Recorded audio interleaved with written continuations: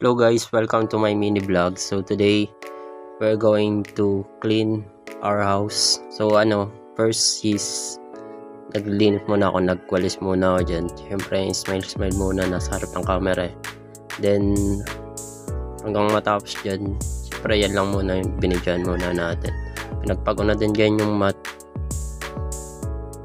Tapos later on, dadakotin ko din yan pag naipin ka. Yan, exactly, dinakot ka na.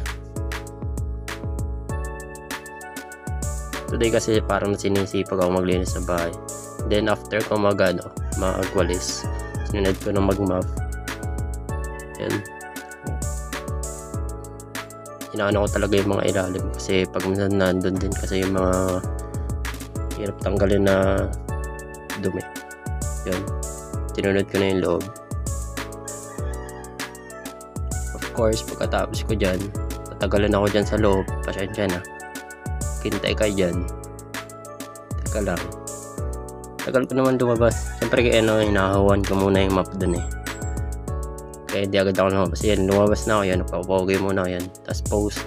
Tapos yan, naglakad muna. Tapos yan, pinatong ko ulit. Muna akong tubig kasi napagod ako eh. Ganun ko ng tubig. Sarap. Balik ako. Tapos nagsalamin muna ako. Ayun, nakita ko naka-flash. Then pinatong ko ulit yan. Punta muna pala akong kwarto kasi nakita ko sobrang dumi. So hindi ako nakapagligpit ng maga. Ayan. So I decided to clean my room. Yan. Pinatong ko muna dyan. Then tinali ko yung kortina. Kasi para magka-light naman lang. Sobrang dilim. Yan. Inuna ko muna tiklopin yung kumot.